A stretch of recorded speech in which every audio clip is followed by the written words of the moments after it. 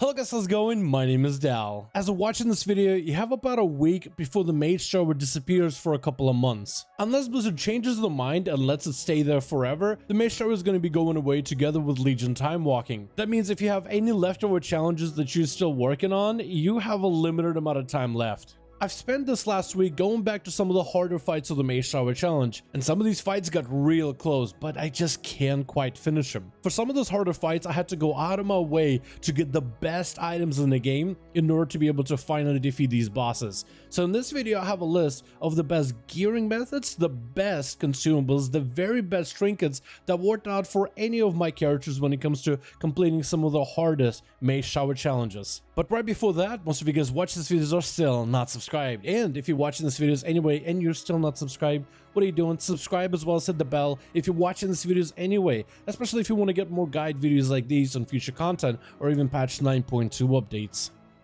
When trying to tackle the Mage Tower, you might have noticed a lot of players wearing socketed gear. Some of those players were able to buy gear with sockets from the auction house, but others were using Chromie time in order to get some of the double and triple socketed pieces. I remember hearing about Chromie time gearing so much, but I never really knew what it was, so I thought it would be really useful to put it together in this video to tell you exactly how Chromie time gearing works if you want to take advantage of it. This gearing method is a little sweaty, so just be forewarned, and you will require potentially a friend or a second account in order to enable this Chromie time properly. So once you got a second player or a second account, you want your friend or second account to be at a roughly level 45 or so, or 47. Anything above that and the gear scaling with some of the different enchants in the game gets a little messy. But if you do have a friend around that level, you want them to enable Burning Crusade leveling from Chromie, who can be found in Orgrimmar or Stormwind. And all you have to do is enter dungeons with your friend while they have Chromie time active. You will still be max level and you will be one-shotting all the mobs in a dungeon. Whenever you slay bosses inside of these dungeons, the gear that drops for you won't be super high item level, but your friend, since through Chromie time, will have the gear scale. Depending on their level, the gear can be up to item level 50 and above. The idea is to run dungeons that have the best gear for you, that your friend can loot. And if your friend gets these pieces that have triple sockets or maybe best in slot stats or extra special effects, they trade the gear to you so then you can use that scalable gear inside of some of the Mage Tower fights. There's a lot of useful items that can be found in any dungeon, but the reason Burning Crusade dungeons are extra good is because of the amount of sockets so many of the chest pieces, the pants, the shoulders all wear, and also some of the powerful weapons you can get in the TBC content. The reason you want your friend in TBC time walking to be roughly level 45 or so is because the gear that they get depends on their level. If a lot of the gear they get is level 50 or below, there's so many different enchants and effects that could be applied on those pieces that will also help out in the Mage Tower. But even if you overshoot the item level, some of these items that you can get in these dungeons are still incredibly good. If you're a melee DPS, one of the strongest weapons you can get as a mace is the Blackout Truncheon, which comes with a haste effect and 2 gem slots. The haste inside of Mage Tower is massive. It's extra auto attacks, but also reduction on your globals, so you can get more abilities out faster. This weapon is unique, so you can only have one of them. It is a mace, so not every other class can use it. Blade Fist is another unique weapon with a similar effect. It doesn't have the gems or the stats, but the extra haste is kind of massive. These weapons are great for rogues, warriors, demon hunters, death knights, but not really great for ferals. In fact, ferals and guardian druids have an even better weapon. If you completed the druid Order Hall questline during the Legion intro, you would have unlocked the artifact weapons for your guardian or your feral druid. Having either one of those weapons is perfect for both guardian and feral because you have 2 of them instead of 1. Since they both count as a dual weapon, there are different enchants and consumables we can use in order to augment the power of the feral and the guardian druid even further for the tower. If however you're a melee class and you use a two-hander weapon, there isn't that many amazing two-handers that you can get from dungeons. There are some really rare ones with extra effects, but they're really hard to get. The best two-hander from Chromie time walking though is Crow Wing Reaper. This is because this weapon comes with triple gem slots, which can work for all kinds of two-hander specs. Death Knights, Warriors, and Survival Hunters alike. If you're an intellect user, there's only one good intellect weapon, and that is a Sun-infused Focus Staff.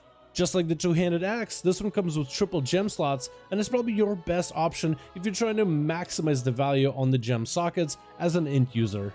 Another item that has helped me the most, especially in the fights that are all a DPS race, have been some of the strongest trinkets available in the game. If you are a melee class or a hunter, one of the best trinkets you can get is Dragon Spine Trophy from Gruul's Lair. Don't let the low item level of this trinket fool you. The haste proc is amazing and it procs quite often. We talked earlier about how good haste can be for many of the melee, and even for hunters, haste ends up being still one of your best stats. Another trinket I found useful as a melee has been the Infernal Cinders, which can be gotten from the first boss of TOS. It's a decent trinket for pure single target, and it's gonna far outweigh some of the other Shadowlands trinkets you may already use.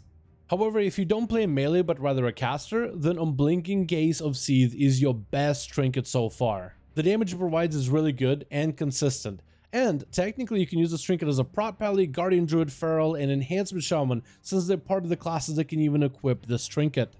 Finally, a trinket that's a good all-rounder that works for everybody is Ravage Seed Pod. You drop a puddle on the ground and give yourself a leech buff. Anything inside of the puddle takes a lot of shadow damage, and it's a fantastic AoE trinket if some of the AoE parts of the fight are giving you trouble.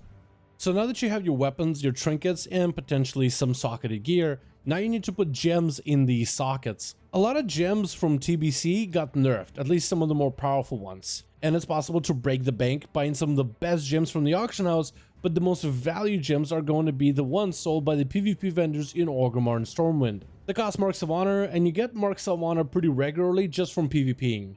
The vendor sells intellect gems and agility gems, but no strength gems. If you're a strength user, you might be able to snag a couple of +3 strength gems if they're cheap enough in the auction house.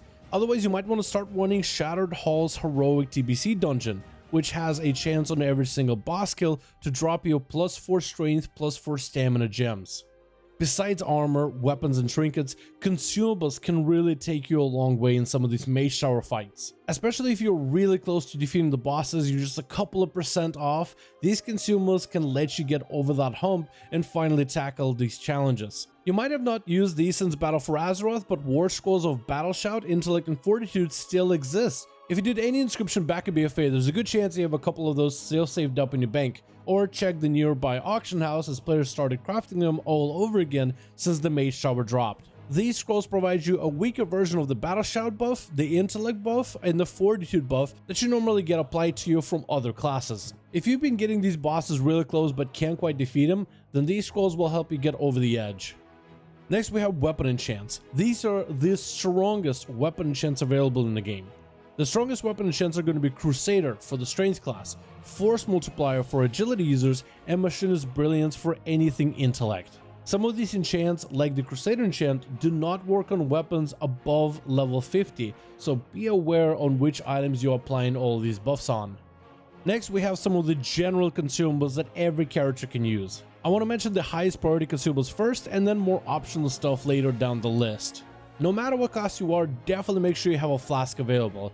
Doesn't matter if it's Shadowlands flask or any of the BFA flask, which can give you a little bit of extra stats. Having a flask is better than having no flask at all.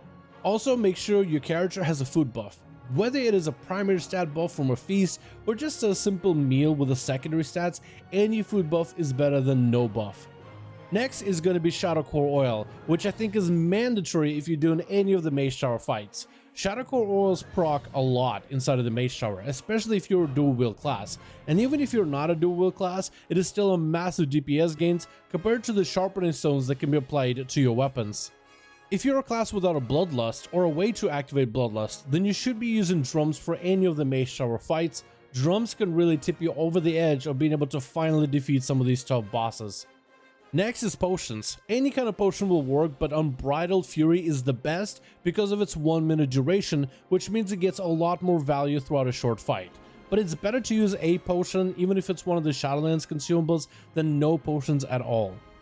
Besides damaging potions, it's also a good idea to bring healing potions as well. Technically, all these are optional if you feel like you've nailed the fights, but if you're still learning, having a healing potion to recover from being low on health and recover from a near-death experience might be a good idea going forward. I recommend using the Shadowlands healing potion or the Battle for Azeroth healing potions. Heavy Desolate armor kits are optional, but they can be extremely beneficial if you find yourself at low health, or if you get into the phases where a boss fight where it's a race between you and the boss and you're just trying to nuke each other. Having a little bit extra health to work with, especially if your health is a priority, will let you outlast the boss just a little bit more. Augment runes can be also very helpful, but they can be also very expensive. So if you're checking out the auction house, try to buy the cheapest ones. If you played in the expansions of Legion or Battle for Azeroth, you might have come across a vendor with reputation where you can actually buy an augment rune that never runs out. If you're struggling in the Mage Tower fights and you have unlocked the reputation with those vendors, it might be a good idea to pick up that rune because the extra stats they provide can be helpful. Thank you all so much for watching. I hope you guys enjoyed, and I'll see all of you in the next one.